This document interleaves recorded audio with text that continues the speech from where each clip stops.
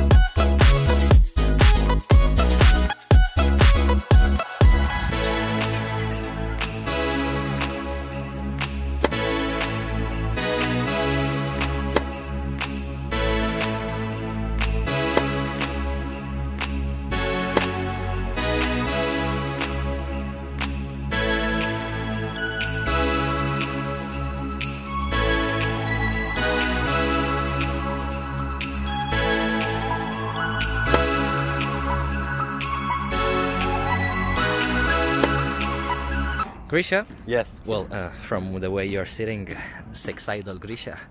Yeah. Yes. Tell me something about the racket, your Guys, thoughts. Yonex rackets are getting really popular, and it's for a reason. You know, Yonex are making pretty good rackets. No, I gotta admit that. And I absolutely loved the 98 Ezone.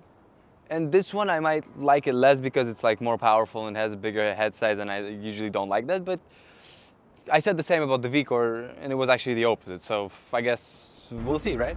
Yeah, we'll see. All right. What is Yonex doing to me? This is insane. Every time I try an Ezone racket, I doubt my head gravity. The Ezone 100 is just a really good racket. It's so good that it doesn't really have any major drawbacks. Power is great, spin is definitely very noticeable, feel is absolutely awesome, but all of the Yonex rackets have that incredible feel and stability. That's no surprise to us. And now control, believe it or not, although not its greatest strength, is really present. Looks are subjective, so I'm not gonna discuss that for too long. It looks alright. I'm struggling to choose what my favorite shot with the Ezone 100 was, but I'll start with the forehand. This thing felt like a sniper rifle on the forehand side. Precise and destructive. I've stayed super close to the baseline and very often inside the court throughout most of the playtests because of the advantage it gave me while playing aggressively. Both deep forehands down the line and short spinny angles were very easy to execute. And both topspin shots and flat winners were achievable.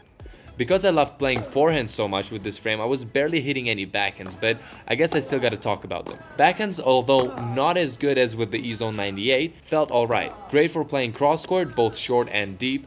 Not so great for down the lines, but definitely not bad. Volleys, well, didn't get to hit too many, cause you know, everything usually ended with the approach.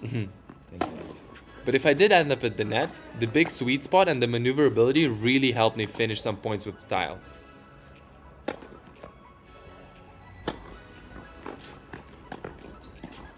Returns, like with the V-Core, felt awesome. I could stand close to the baseline like I usually do and quickly swing to take the advantage of the point. I felt like I could return flat and really powerful without missing, and that's quite intimidating for the opponent. Now, let's discuss the serve.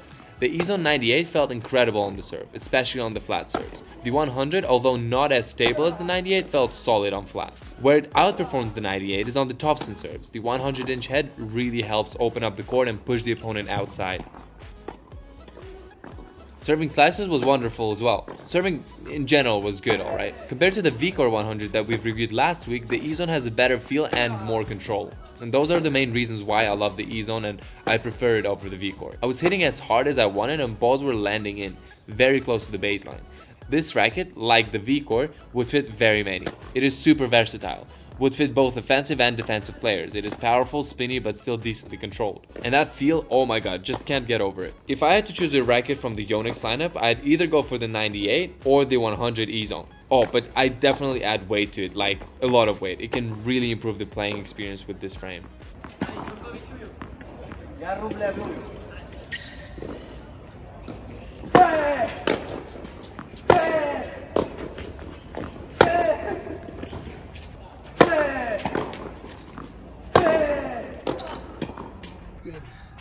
Grisha, you're ready, I see. But yeah, I already started. So guys, please subscribe.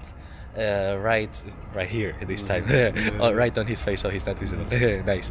Okay. And let me say, because you always mess it up, follow us on Instagram. There's always some cool content out there, like pretty good actually. We're surprised ourselves. The photos come out pretty nice, and then the updates and everything. Yeah. Check it out. We're humble, but they're sexy, no? Are you cold or something? No, I'm not. That's why you're wearing my jacket right now.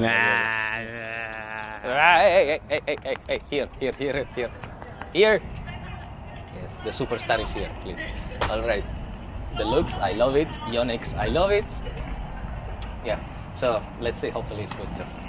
The looks, I love it. Yonex, I love it. Let's see. Hopefully it's good too. Got it. You like so much my words that you're repeating. You're copying me. Yes. Yes. First of all, Grisha didn't talk about this, but I will be the one to admit that Yonex rackets are like our biggest fetish. I mean, there's no other explanation on why we get so extremely excited whenever we see one. The latest V-core that we tried was something else for me, as it was clearly targeted for players like myself. And this model is no different from the V-core because it's capable of everything. In general, I got a lot of power and spin and even feel. Therefore, I consider it to be another very well all-rounded racket. Let's go step by step. On the forehands, I didn't feel lack of anything. I was constructing the points with ease, as always. So I had the chance to kill the points and the net, as always. And even though we play tested on hard court, I think that the players that are more into nadaling all the time, which means hitting heavy shots, especially on the clay court, those players will absolutely love this Yonex. Backhands didn't feel the most stable when it comes to the baseline shots. I was struggling a bit when receiving fast-coming flat shots. But things were getting better when I was trying to hit more often attacking kind of backhands. Because this model, just like all the other Yonexes, was giving me that nice controlling feel. So I had the confidence to go for it and play offensive shots. On the serve, I don't know how it works, but it felt like touching this racket made me grow some extra 30 centimeters. Because I started serving like the tall giant players of ATP.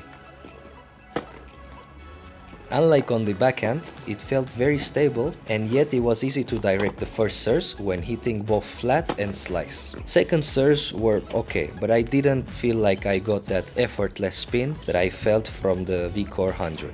And finally, just in case it wasn't clear already that I volley like a god, I will take a moment to say that with the Ezone 100, I was yet again volleying like a god.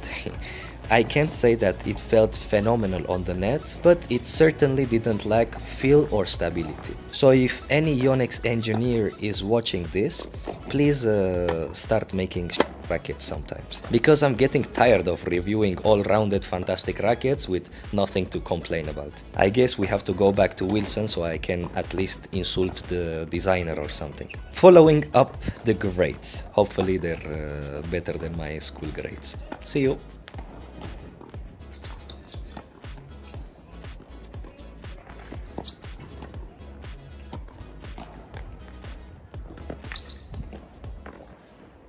Man, I really don't know what to do. Like, it's a super tough decision. No, I mean, it is tough. I know how to